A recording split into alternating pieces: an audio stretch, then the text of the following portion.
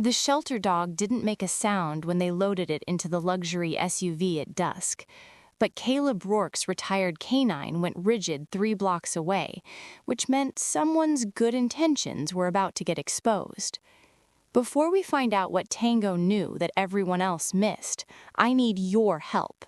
We're climbing to 1,000 subscribers, and honestly, that shelter dog had better odds than this channel right now. Prove wealth doesn't always win. Hit subscribe, smash that like button, and drop a comment telling me where you're watching from. Let's see if instinct can go viral faster than money can rewrite the truth. Now, let's go back to that shelter at closing time. The service road by the water didn't have a name anyone remembered, just cracked asphalt, flickering security lights that worked more from habit than electricity, and the kind of privacy people seek when they don't want witnesses. The coastal shelter sat just far enough from the wealthy seaside town to be forgotten, close enough to hear the ocean, far enough that the sound felt like something borrowed rather than owned. That's where I started volunteering 6 months after my discharge, before sunrise, when the kennels were quiet except for the dogs that had stopped expecting visitors. Caleb Rourke, that's me, 38 years old, medically retired from a career I still wasn't ready to talk about, walking shelter dogs no one else asked for, because it kept my hands busy and my thoughts from circling back to places I couldn't return to. The smell hit you first, salt water mixed with wet concrete, disinfectant trying to mask what years of neglect had soaked into chain link and cinder block. The building itself was functional in the way things are when no one's watching. Paint peeling near the foundation, roof patched with mismatched shingles, donated dog beds stacked beside kennels with gates that didn't always latch on the first try. That afternoon, the rich couple arrived 20 minutes before closing. Designer clothes that looked casual but cost more than a month's rent. Polite smiles, a donation added to the clipboard without being asked. The kind of gesture that makes shelter staff remember you fondly, that erases questions before they form. They chose the quietest dog, the one that didn't beg or press against the kennel gate. A mixed-breed terrier, maybe 3 years old, with eyes that had learned not to expect much, and a body that flinched at sudden movements, even when no one was trying to hurt it. The paperwork went through smoothly as rehearsed. No red flags, no hesitation. Relief settled over the staff like dust. One more dog saved, one more kennel available, one more small victory in a war they were losing incrementally. I should have noticed then, should have read the way the dog went stiff when they approached, the way it didn't wag or lean into their touch, the way it submitted without trust.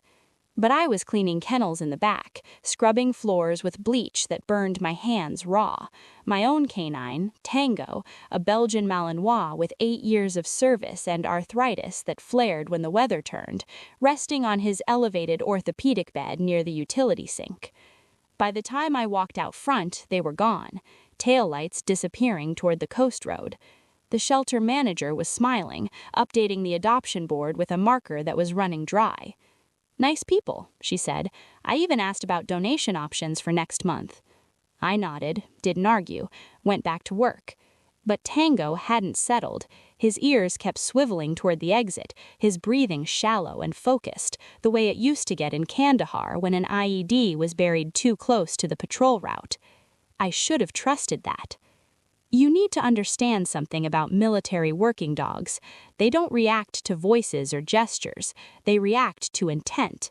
And 3 hours later, when I took Tango for his evening walk along the service road, his entire body told me someone nearby had intent that stank of violence disguised as convenience.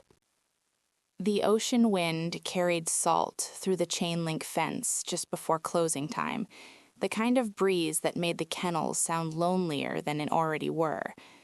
I was hosing down the concrete runs when they pulled up, a luxury SUV, dark blue with chrome accents that caught the last of the fading sunlight. The engine purred to silence, expensive, German, the kind of vehicle that announced arrival without needing to honk. Tango lifted his head from his orthopedic bed near the utility closet, ears swiveling toward the parking lot. Not alarmed, just aware, the way he used to track movement in compounds where friendlies and threats wore similar faces. "We're technically closed," I called through the fence, shutting off the hose. Water pooled around my boots, mixing with disinfectant that never quite masked the smell of too many animals in too small a space. The couple stepped out anyway. He came first, tall, maybe 45, with a kind of build that came from personal trainers and golf memberships rather than manual labor. Tailored jacket over a polo shirt, khakis with a crease sharp enough to suggest they'd been pressed that morning. His hair was silver at the temples in that distinguished way magazines celebrate. She followed, younger by a decade at least, wearing yoga clothes that had never seen an actual yoga studio, oversized sunglasses despite the dimming light, a handbag that cost more than 3 months of my rent. "I'm so sorry to arrive late," the man said, approaching the gate with practiced ease. His smile was warm, apologetic, designed to disarm. "We've been driving up the coast looking for the right shelter. Someone at the marina mentioned you still had availability." The shelter manager, Dana, 50-something, perpetually exhausted, emerged from the office wiping her hands on a towel that had been white sometime in the previous decade. "We close at 5, she said, but her tone already carried over. "But I suppose if you're already here—" "We won't take much of your time." The woman's voice was softer, cultured, the kind of diction that came from private schools and corrected pronunciation. "We've been looking for a rescue for months. The timing just never seemed right." Dana unlocked the gate. I stayed where I was, coiling the hose with movements that had become automatic over 6 months of this work. Tango rose from his bed with the deliberate slowness of an 8-year-old dog whose joints complained in the evening chill. The couple moved through the kennel area with appropriate reverence. They paused at each run, reading the index cards zip-tied to the chain link, names, ages, behavioral notes in Dana's cramped handwriting. Most of the dogs performed their auditions. The pit bull mix threw himself against the gate, all muscle and enthusiasm and misguided hope. The beagle howled his sales pitch. The shepherd something barked with the kind of desperation that made visitors uncomfortable. The couple passed all of them. They stopped at kennel 12. The terrier mix didn't even stand, just watched them from the corner where her donated blanket had been wadded into something resembling comfort. Maybe 3 years old, maybe older, hard to tell with strays who'd learned that age was measured in survival, not birthdays. Patchy fur where mange had been treated but not fully healed. One ear that never quite stood all the way up. Eyes that tracked movement without expectation, the kind of gaze that had stopped hoping months ago. "This one," the woman said, her voice dropping to something that sounded like tenderness but felt rehearsed. Dana consulted her clipboard. "That's Maple. It came in about 5 weeks ago, found wandering near the highway. No microchip, no tags. She's quiet." Quiet is perfect. The man pulled out his wallet, extracted a credit card that caught what remained of the daylight. "We have a calm household. Quiet would be ideal." Something in my chest tightened. Not alarm, not yet. Just awareness. The same instinct that used to wake me 30 seconds before mortar fire. The feeling that preceded danger by just enough time to matter if you were paying attention. Tango had moved closer to the fence, his body language shifting from casual observation to focused assessment. Still calm, still controlled, but his tail had dropped from its usual carry, and his breathing had gone shallow. Dana was already pulling the adoption forms from the office, her relief visible in the way her shoulders loosened. One more dog was placed. One more kennel opening up for the beagle mix currently rotting in the county shelter's overflow facility. "There's a home visit requirement," she said, pen poised over paperwork. "Usually takes 3 to 5 business days to schedule. We're actually staying at the resort about 20 miles north." The man's smile never wavered. We'd be happy to facilitate a visit tomorrow if that works with your schedule. He pulled out his phone, showed Dana something on the screen. Her expression changed. Impressed, maybe a little intimidated. "The Cliff House Resort," she murmured. That's quite generous of you." "We believe in supporting local organizations." His card was already on the counter. "What if we made a donation as well? Say $1,000. Would that help with your home visit scheduling?" Dana's pen stopped moving. $1,000 could vaccinate 20 dogs, could repair the leak in Kennel Block C, could buy 3 months of food for the animals nobody wanted. "That would help tremendously," she said quietly. The paperwork took 15 minutes. They signed everything without reading it, smiled at appropriate moments, made small talk about the weather, the coast, their plans to settle somewhere quieter after years of city life. Normal, generous, perfect. Except Maple didn't relax when they approached her kennel, didn't wag or lean into their outstretched hands, just went rigid in a way that spoke of submission learned through necessity rather than trust. And Tango, standing beside me at the fence, had gone absolutely still. Not aggressive, not protective, just fixed, the way bomb dogs freeze when they've detected something nobody else can smell yet. I should have said something, should have asked questions that would have made Dana uncomfortable, that would have labeled me as paranoid or overprotective or unable to let the dogs go. But the couple was already loading Maple into a carrier, expensive, well-ventilated, lined with fleece that looked brand new. They were already shaking Dana's hand, promising updates, waving as they loaded the carrier into the back of their luxury SUV. They didn't leave immediately, though. The man spent 3 minutes adjusting something in the cargo area. The woman made a phone call, her back to the shelter, her free hand gesturing in a way that looked more irritated than happy. When they finally pulled out, the sun had dropped below the tree line. The SUV's taillights disappeared toward the coast road, not toward the resort 20 miles north, toward the service road that led to the water. Dana was already back inside, updating the adoption log with hands that trembled slightly from relief and exhaustion and the dangerous hope that maybe, just maybe, they were making a difference. But Tango hadn't moved, hadn't settled, and when I finally looked down at him, his eyes were still tracking the direction the SUV had gone, his entire body communicating what I'd spent 6 months trying to ignore. Some instincts don't retire, and some dangers don't announce themselves until privacy turns kindness into something that prefers not to be witnessed.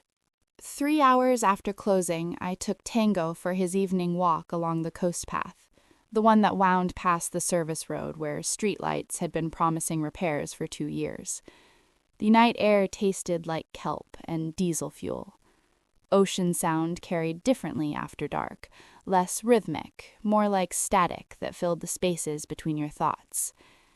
Tango moved beside me with the measured gait of an aging warrior whose joints remembered better days, his tactical vest catching what little light the security lamp provided. That's when I heard the voices. Not shouting, not yet, just the sharp edge of frustration trying to stay polite, the way people sound when they're alone and something isn't cooperating the way they'd planned. "Come on, just come on." The man's voice, the one from the shelter, the tailored jacket and practiced smile. I slowed. Tango slowed with me, his ears rotating toward the sound before his body followed. We were maybe 40 yards from where the service road dead-ended at a boat ramp nobody used anymore. The asphalt cracked and buckled from years of saltwater erosion and municipal neglect. The luxury SUV sat with its cargo door open, interior lights creating a small stage of illumination against the larger darkness. The carrier, the expensive one with fleece linen, rested on the ground beside the vehicle. Maple hadn't moved from inside it. "Jesus Christ, it's just grass," the woman's voice now, thinner than it had been at the shelter, stripped of its cultured softness. What's wrong with it? The man crouched beside the carrier, his designer clothes creasing in ways dry cleaning bills were designed to fix. He reached inside, his movements quick, impatient. Not hitting, not yet, just insistent. Maple pressed herself against the back corner, body rigid, ears flat against her skull. Not growling, not resisting, just refusing to move in a way that spoke of absolute certainty that movement meant pain. "We've been here 15 minutes.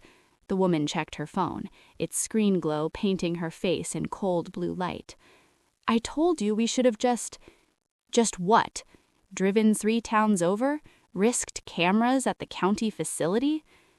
The words hung in the salt air like smoke that wouldn't clear. Risked cameras. I felt my breathing change, felt the old training kick in, the kind that assessed threats before conscious thought could interfere. Tango had gone completely still beside me, not the casual stop of a dog distracted by scent, but the absolute freeze of a canine who'd identified a target and was waiting for the command that would tell him what came next. The man pulled something from the SUV, small, cylindrical, a syringe, maybe, or a sedative pen, hard to tell in the inconsistent light. "We do this quick, we're back at the resort in 20 minutes. His tone had shifted entirely now, businesslike, transactional, the warmth from the shelter completely absent. No mess, no questions, just another stray that wandered too close to the rocks and didn't make it. The woman glanced toward the water, where the tide was coming in against the boat ramp's broken concrete. "And if someone finds it before... who's going to find it?" He gestured toward the empty service road, the dead streetlight, the industrial buildings that had been shuttered since the last recession. "This whole area is scheduled for demolition next spring. Nobody comes here. Except I was here." Tango had positioned himself between me and them without me consciously giving the command, his body language shifting from observation to something that lived in the space before action, coiled, focused, waiting. The man reached for Maple again. This time his hand closed around her scruff, yanking her forward with enough force to elicit a small, sharp yelp that cut through the ocean static like a blade. That sound did something to the night, changed the frequency, made the moment before violence feel like inevitability instead of possibility. I should have called out, should have announced my presence, given them the chance to stop, to recalibrate, to remember they were being witnessed. But something deeper than training held me quiet, some instinct that understood if I revealed myself too soon, they'd scatter like roaches in kitchen light, disappear into their wealth and their plausible denials and their lawyers who specialized in making inconvenient truths evaporate. "Let them show you who they are," a voice from my past whispered, "then decide what gets done about it." The woman shifted her weight, nervous energy leaking through her designer yoga clothes. "Just do it, we're exposed out here." The man's hand tightened on Maple's scruff. His other hand raised the cylinder, definitely a syringe now, catching the SUV's interior light with a clarity that left no room for misinterpretation. Maple didn't fight, didn't struggle, just went limp in his grip, the kind of learned helplessness that comes from discovering resistance only makes the pain last longer. And that's when Tango moved. Not forward, not aggressive, just one step, a single deliberate step that somehow carried all the weight of 8 years of service, of missions where silence was survival and movement was message. The small sound his paw made on gravel shouldn't have been audible over ocean and wind, but at that moment it sounded like a door closing. The man's head snapped up, his hand freezing mid-motion, syringe suspended above Maple's exposed neck. His eyes scanned the darkness beyond the SUV's light, searching for the source of a sound his hindbrain recognized as a threat, even if his conscious mind hadn't caught up yet. The shelter dog didn't run, didn't try to escape her carrier, didn't make a sound, but beside me, Tango had stopped walking entirely, and the question burning in the salt air wasn't what these people had planned, it was whether they'd be allowed to finish it. Quick pause while that syringe is still hovering. Are you about to scroll away, or are you staying to see what happens when a retired canine decides someone's crossed the line? We're at 720 subscribers trying to hit 1,000, and I'm starting to think that couple has more lawyers than we have supporters. Change that. Like, subscribe, and comment on your city below so I know this story's reaching people who'd actually intervene. All right, back to the moment Caleb realizes standing still might not be enough. Tango's growl started so low I felt it through the leash before I heard it. Not the warning bark of a pet, not the territorial noise of a dog protecting space. This was frequency, the kind that bypassed rational thought and spoke directly to the part of your brainstem that still remembered being prey. The man heard it. His hand jerked back from Maple's neck, syringe still clutched between fingers that had gone white-knuckled.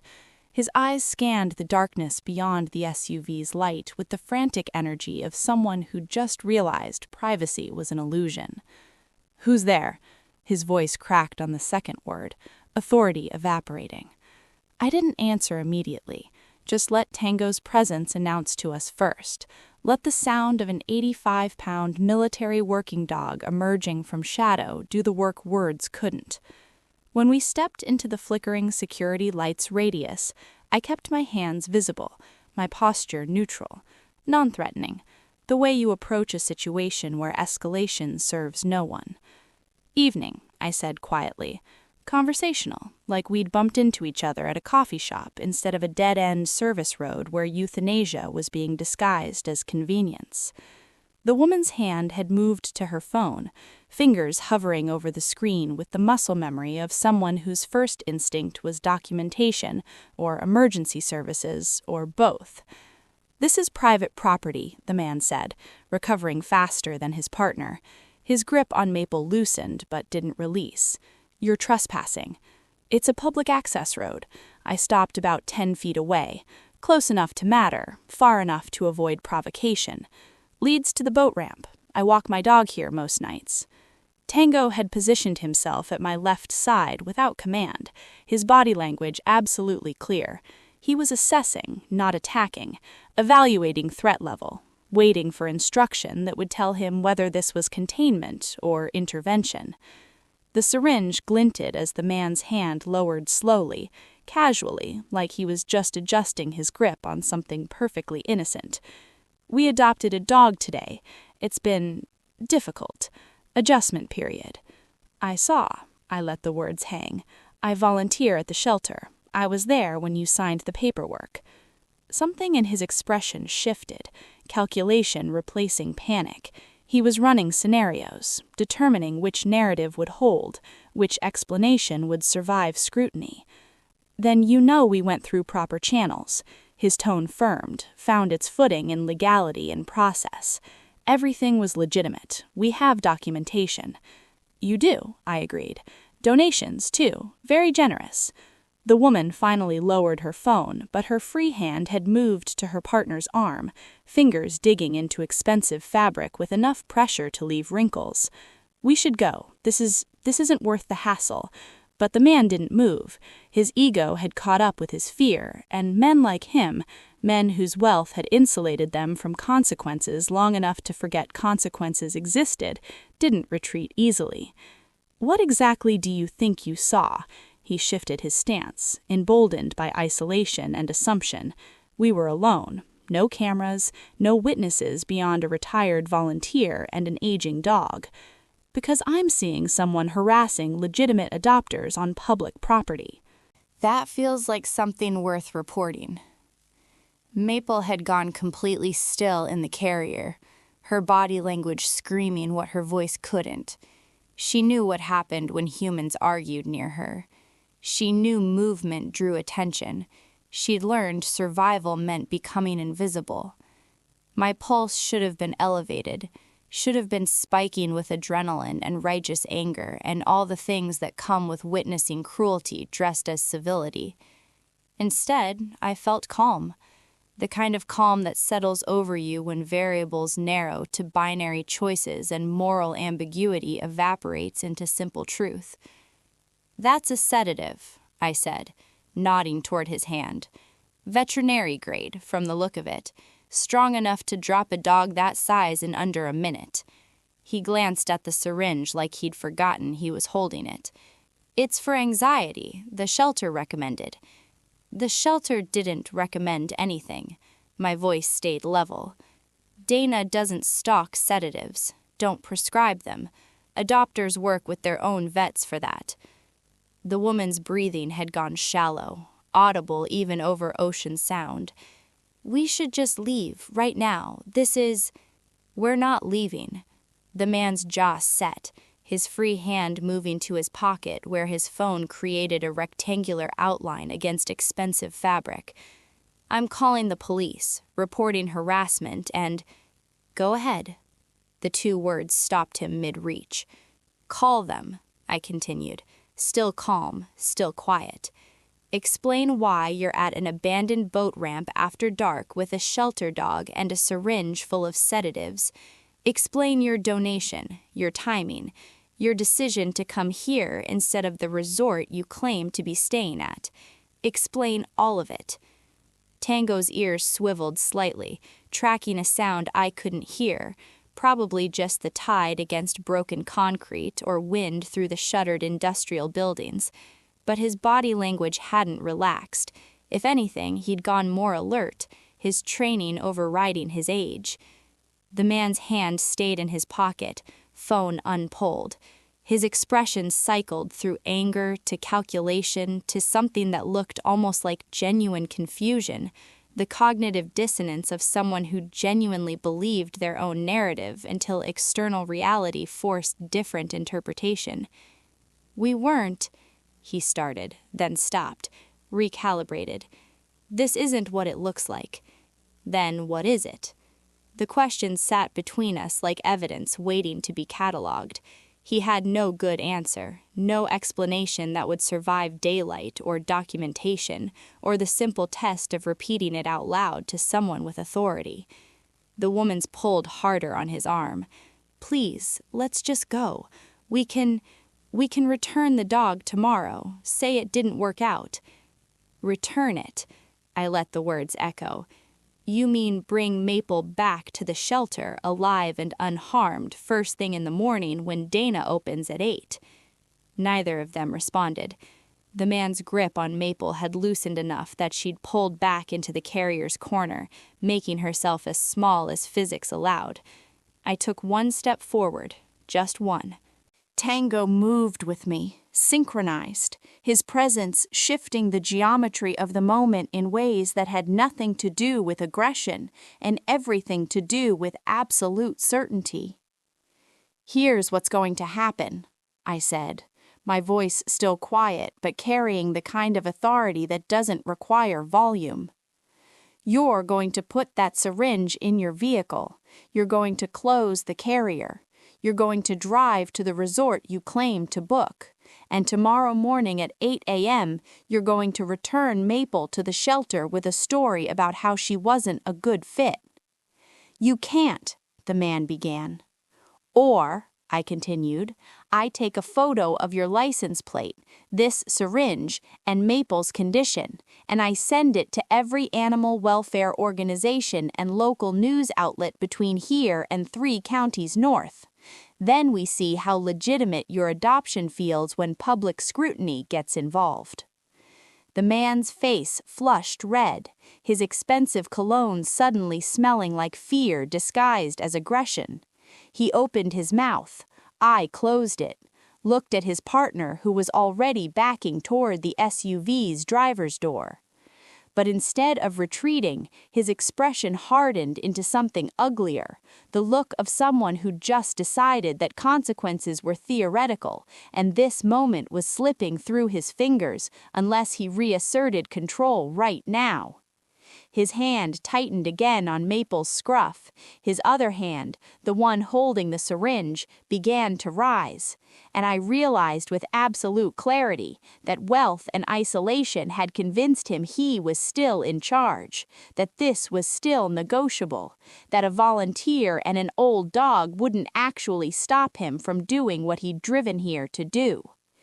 Tango sensed it before I moved. His growl deepened, his body coiling like a spring compressed past its tolerance, and the question burning in the salt air wasn't whether I trusted instinct enough to stand still. It was whether standing still would be enough to stop what was about to happen, or if some moments demanded action that couldn't be undone. The woman made the call, not to the police, to someone else. Her tone shifted immediately, clipped, professional, the kind of voice that expected results rather than requested them. We have a situation at the service road off Highway 101, near the old boat ramp. Yes, that one. We need clarification on property access laws and potential harassment.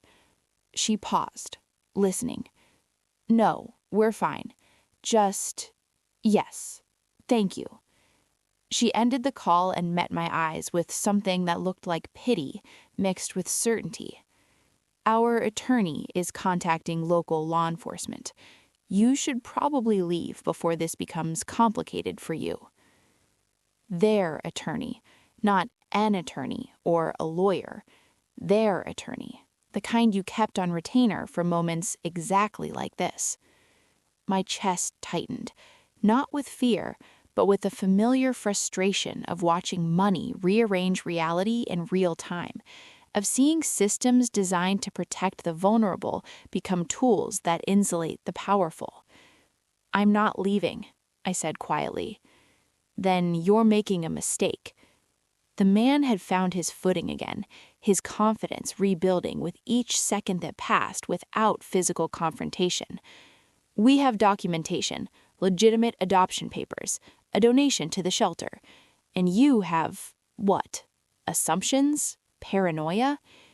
He'd released Maple finally, letting her retreat fully into the carrier. The syringe had disappeared, into his pocket probably, or the SUV's glove compartment, where plausible deniability could claim it was always meant for something innocent. Tango remained absolutely fixed, his focus never wavering from the man's hands, his body language communicating what I was beginning to doubt. Intent doesn't evaporate just because performance improves. Did I step in too soon? The question lodged in my throat like salt air that wouldn't clear. What had I actually witnessed? A couple struggling with a frightened rescue dog, a sedative that could be explained as veterinary-recommended anxiety medication, an isolated location that could be framed as seeking privacy for a scared animal.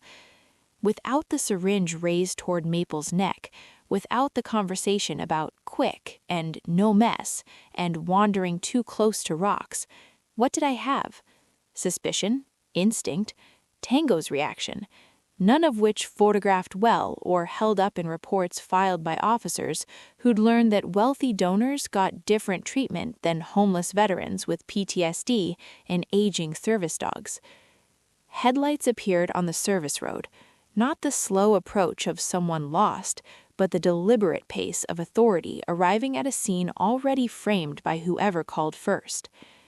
The patrol car rolled to a stop between us and the couple. Its presence immediately shifted geometry and power.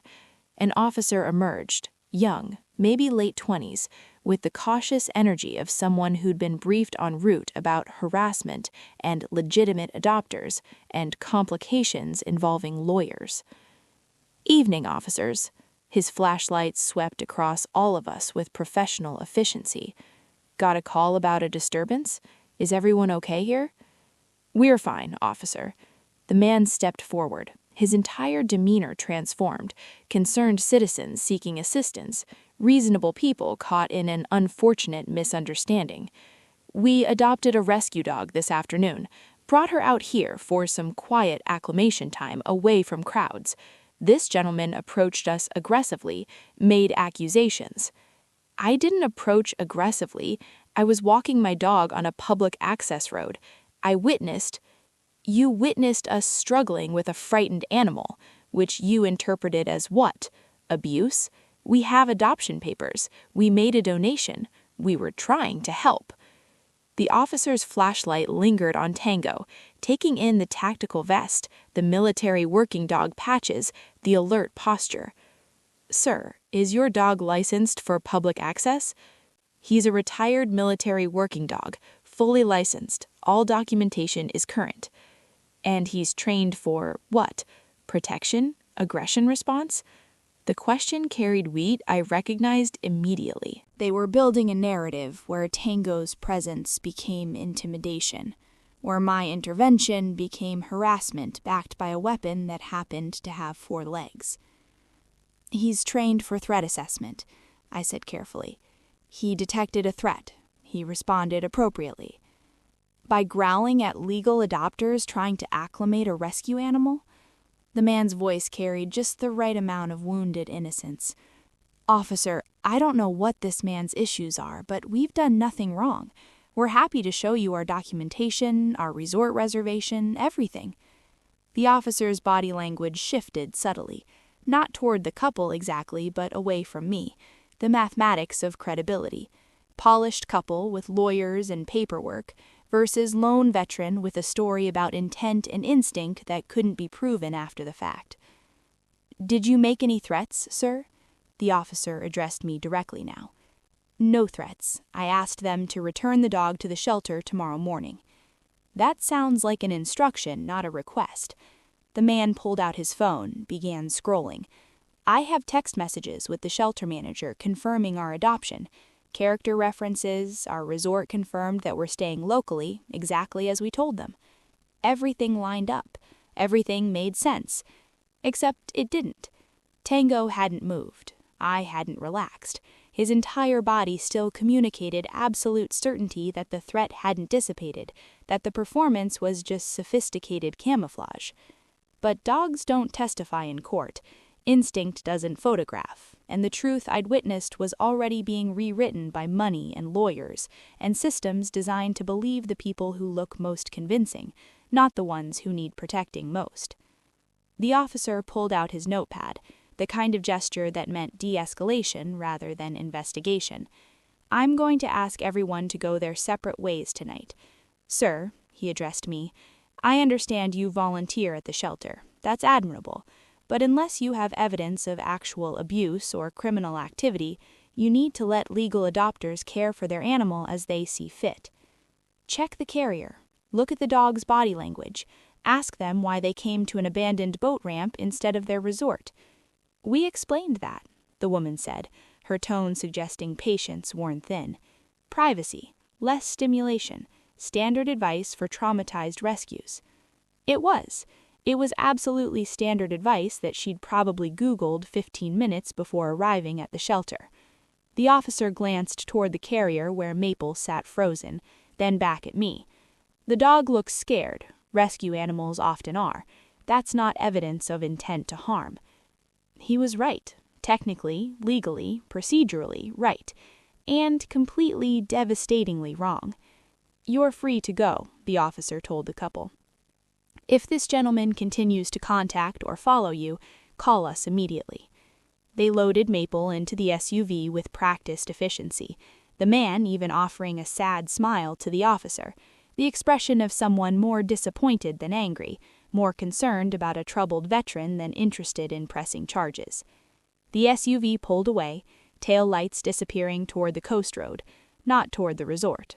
But the officer didn't notice, was already heading back to his patrol car, probably relieved the call hadn't escalated into something requiring actual paperwork. Tango and I stood in the flickering security light, alone again, the service road returning to its usual emptiness. I'd done everything right, positioned myself correctly, stayed calm, avoided escalation, trusted the system to see what I'd seen, and money had rewritten the moment anyway, had turned intervention into harassment and instinct into paranoia, and the question burning in my chest wasn't whether I should have acted differently, it was what actually forces truth to surface when the system's designed to protect the people who look most convincing, not the ones who need protecting most. Tango's ears swiveled toward the direction the SUV had gone, his body language unchanged, his training telling him what procedure had failed to recognize. Predators don't stop hunting just because witnesses leave, and some dangers require more than restraint to stop. I followed them. Not close enough to constitute harassment, not obvious enough to trigger another call to their attorney, just close enough to keep the SUV's taillights visible as they wound along the coast road, past the resort they'd claimed to book, past the turnoff that would have taken them back toward civilization, toward the rocks. Tango sat in the passenger seat of my truck, his breathing steady, his eyes tracking the vehicle ahead with the same unwavering focus he'd shown at the service road. No confusion, no doubt, just certainty that the job wasn't finished.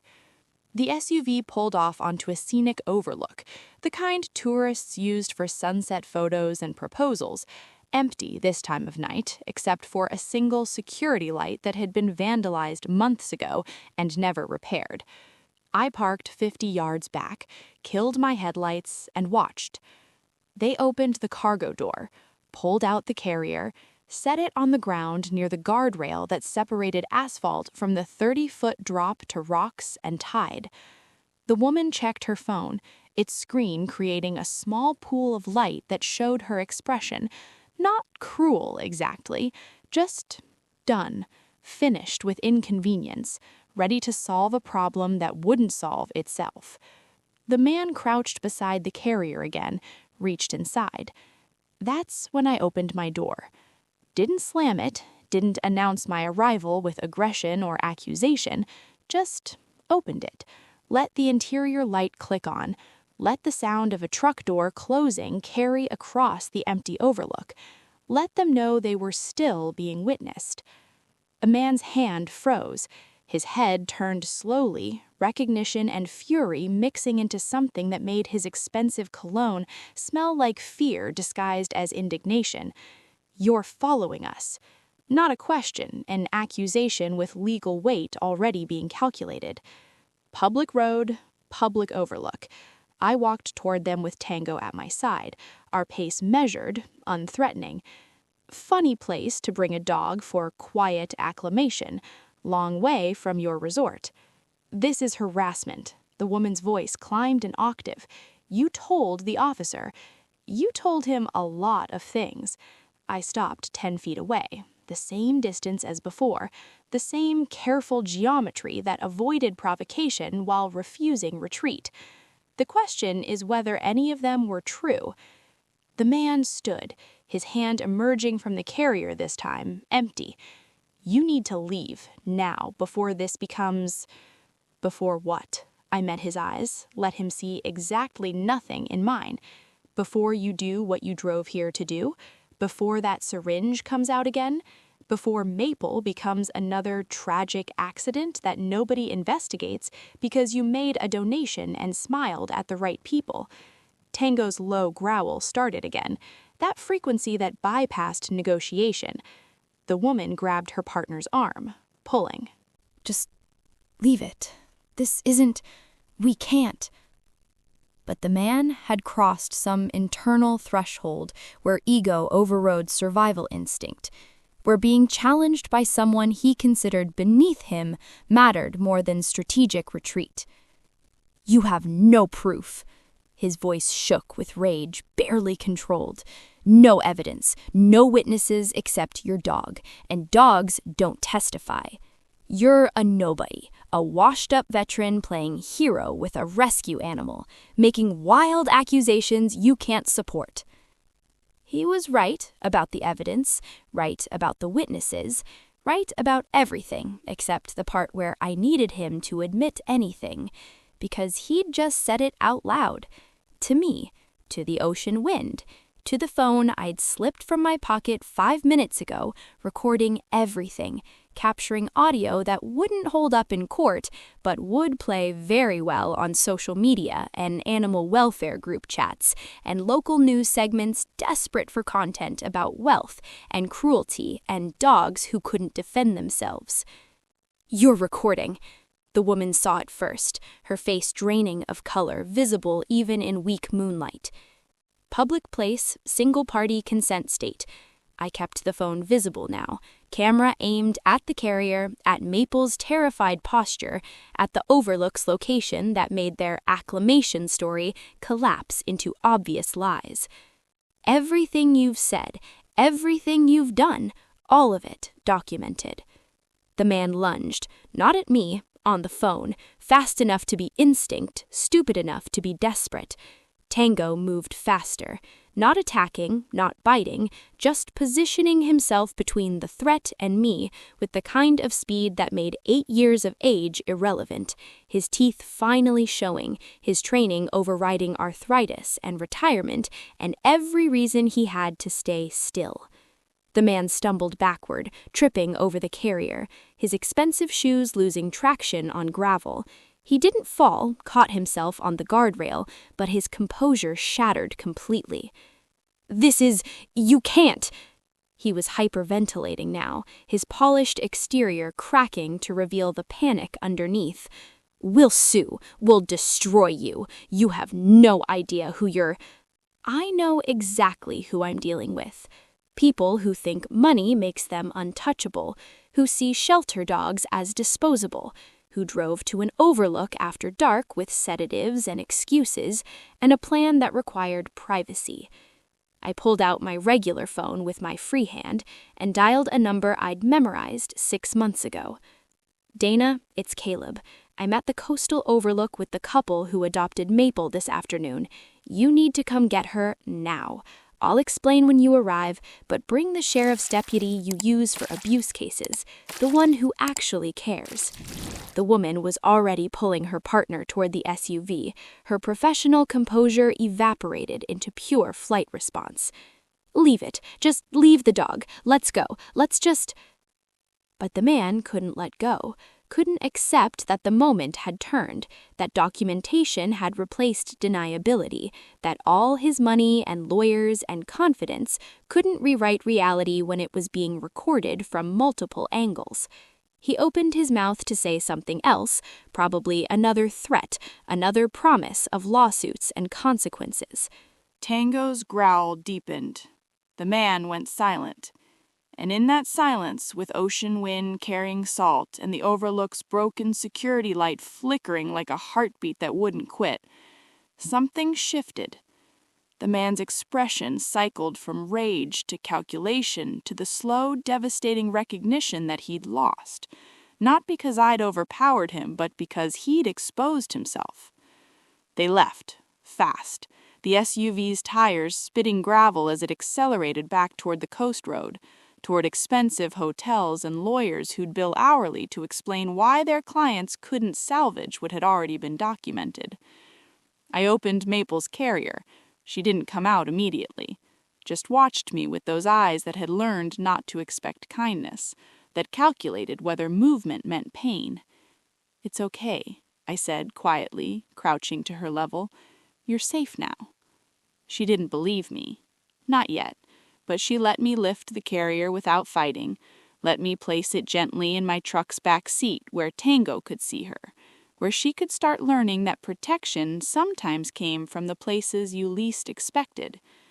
3 hours later, Maple slept under clean blankets in the shelter's recovery kennel. Dana had filed reports. The deputy had taken statements. The video had been sent to animal welfare organizations who specialized in cases exactly like this. I sat on the floor outside her kennel, watching her breathe, the kind of steady, deep breathing that only came when nervous systems finally believed the danger had passed. Tango rested beside me, his head on my knee, his arthritis probably flaring from the night's exertion, but his eyes were content in a way I hadn't seen since before his retirement. "You knew," I told him quietly. "You knew from the moment they walked into the shelter." His tail thumped once against the concrete. Agreement, or maybe just acknowledgement that instinct doesn't require explanation. It just requires trust. Dana emerged from her office, exhaustion written across her face, mixed with something that looked like relief and rage in equal measure. "The deputy says the evidence is solid. Recording, location, their statements. They'll face charges, probably fines, maybe worse." The dog's safe. That's what matters. Because you didn't walk away. She crouched beside me, her hand finding Maple's kennel bars. Because you stayed, even when it would have been easier not to. I didn't respond. I didn't need to. Because the truth was simpler than heroism or courage or any of the words people used when they needed explanations for why someone refused to look away. Some moments require action. Others require stillness. The hardest ones require both, knowing when to move and when to hold position, when to trust systems and when to trust instinct, when discipline matters more than strength and restraint proves more powerful than rage. Maple shifted in her sleep, her body relaxing incrementally, her breathing deepening into rhythms that suggested maybe, eventually, she'd learn to trust again.